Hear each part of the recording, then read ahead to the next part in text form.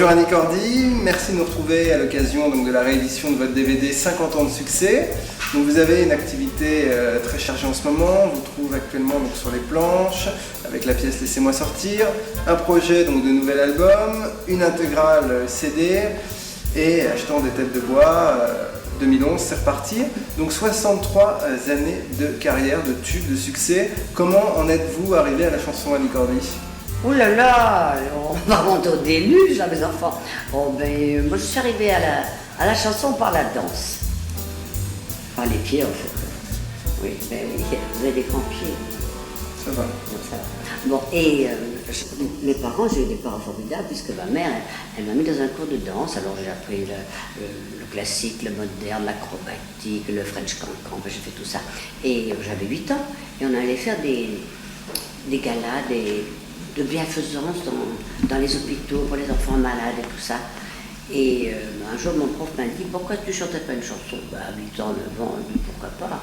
Alors j'ai chanté une chanson, je chantais des chansons de tout le monde, je chantais des chansons de Tino Rossi, j'ai même une chanson de Tino Rossi qui s'appelait « Mais ses yeux perdus voient le ciel », etc. etc. Enfin bref, voilà.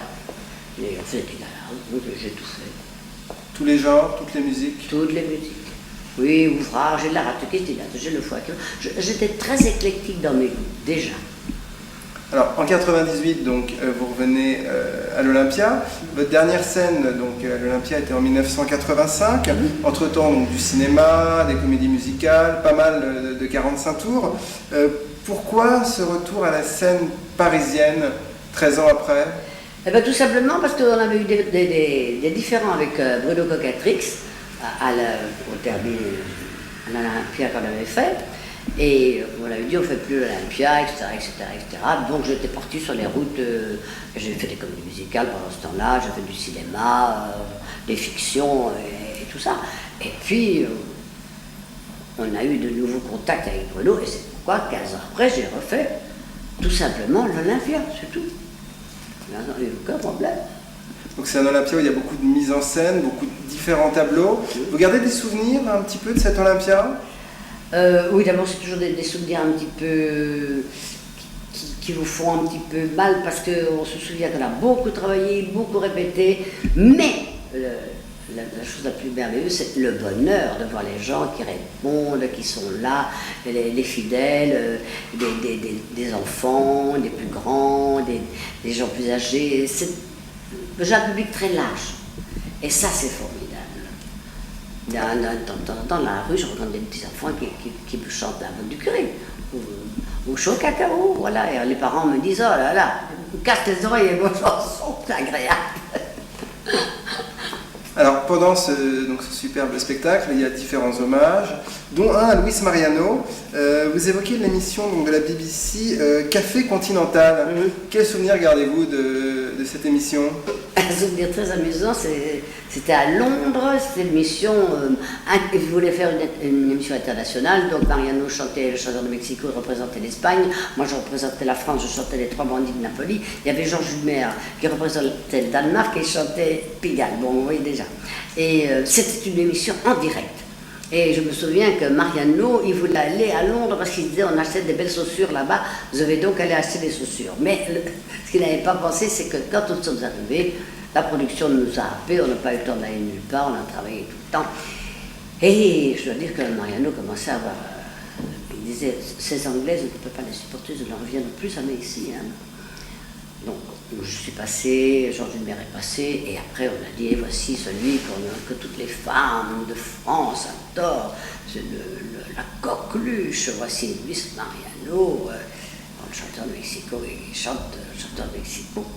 L'émission était en direct, moi j'étais dans une autre pièce et je regarde l'écran, et qu'est-ce que je vois ? Mariano qui louche. Et je dis, mais qu'est-ce qu'il a ? Et il a chanté tout, Mexico, Mexico, sur le soleil qui chantait. Et quand il est sorti, tiens, il m'a dit, ils m'ont donné à manger du poulet à la menthe, et ben moi je ne reviendrai plus jamais ici. Voilà, c'était ça, il n'est plus jamais retourné en Angleterre, moi non plus, alors qu'on m'avait demandé d'être leading lady tous les mois en Angleterre. J'étais tellement mieux en France. Donc Annie Cordy, vous avez enregistré près de 600 chansons. depuis donc la première en 1948 sous le nom Ninni Cordi. Oui. On passe donc de la chanson à l'opérette, au jazz, salsa, disco, même techno. Oui. Vous préparez un nouvel album, est-ce que vous pouvez nous en dire un peu plus sur ce disque? Non. Non. Ah, pas du tout. Je ne parlerai qu'en présence de mon avocat, je ne vous dirai rien. Voilà. On va faire un coffret, bien sûr, avec plein de chansons que j'ai chantées, et un nouveau CD avec des nouvelles chansons, donc... Pas un seul mot. Bon, on va se contenter d'écouter vos classiques. Contenter. Mais qu'est-ce qu'il me dit là? Alexis, il va prendre 2 gifles, c'est sûr.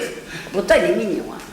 Alors, Annie Cordy, vous avez chanté donc avec les plus grands noms, pour ne pas les citer, Bourvil, Mariano, qu'on vient d'évoquer, Guettari, Dassin, Aznavour. Est-ce qu'il y a un chanteur, justement, de la nouvelle génération, avec qui vous aimeriez faire un duo ou chanter? Oui, il y a un des garçons que j'aime beaucoup, c'est Thomas Dutronc. Je trouve qu'il a beaucoup de talent. Mais puis, j'aimerais bien faire aussi, pourquoi pas avec une fille, avec Olivia Ruiz, par exemple. Oh, j'aimerais bien. Pourquoi ne pas faire un duo avec un homme? Pourquoi il y a des femmes qui chantent bien, qui sont... Elle est drôle, elle a du rythme, elle est gaie, c'est formidable. Pourquoi pas? Alors aujourd'hui, donc vous déchaînez les foules.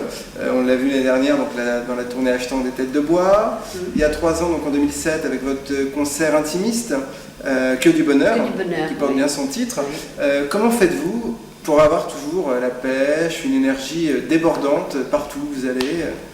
Bon, Alexis, c'est tout simple. Hein. Quand on a une passion dans la vie, hein, tout ça, ça passe avant tout. Fatigué, pas fatigué, malade, pas malade. Bon, ben... Vous savez, tous les acteurs sont pareils. Une fois sur scène, on ne sait plus si on a mal au doigt de pied, si on a mal à l'oreille, si on a mal au nez. Oubliez. On arrive, hop, c'est la magie. Et vous êtes là. Et vous attendez qu'on vous fasse rire, mais qu'on vous fasse aussi pleurer de temps en temps. Parce que le rire, c'est bien, mais il faut de la tendresse aussi. D'ailleurs, moi je dis, un spectacle sans tendresse, pour moi, ça n'existe pas. Ça ne peut pas exister. Alors actuellement, on a beaucoup de vos albums qui ressortent en édition collector, entre autres à travers le catalogue Marianne Mélodie. Ah oui, ils sont sympas. Oui, on retrouve donc tous vos premiers disques, très complets.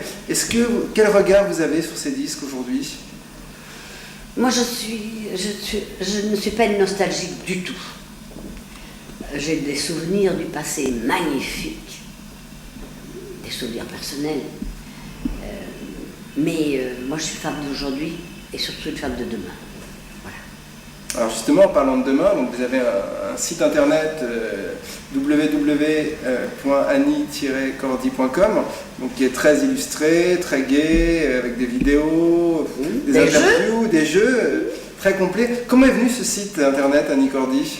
Eh bien, sûrement pas de moi, parce que moi je n'y connais rien du tout, mais ma nièce, elle a eu cette idée de faire un site, comme elle va avoir l'idée de faire autre chose, je ne sais pas, parce que si je l'écoute, j'arrête pas de travailler, on est morts toutes les deux. Bon, ça fait rien, on est morts, mais on ne sait pas, mais ça va venir. Hein.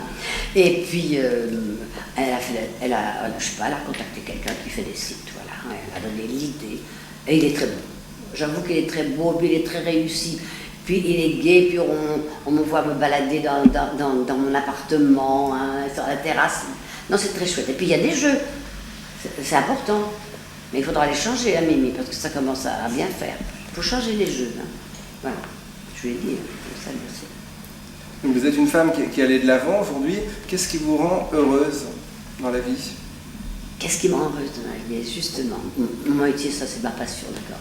Et ce qui me rend heureuse, justement, c'est de vivre avec quelqu'un qui fait partie de ma famille, qui est non seulement ma filleule, ma nièce, la fille de ma sœur, j'ai la chance d'avoir ma sœur avec moi, et surtout d'avoir les mêmes gènes, le travail. Comme disait Salvador, le travail c'est la santé.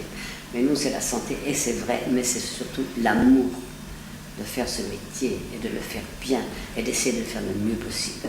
Ça, pour qui? Pour ceux qui nous regardent, voilà.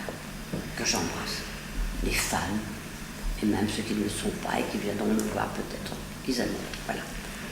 Pour finir, est-ce que vous avez, justement, parlé de vos fans, un message à leur transmettre, un message à transmettre à vos nombreux fans qui vont, j'espère, acheter le DVD?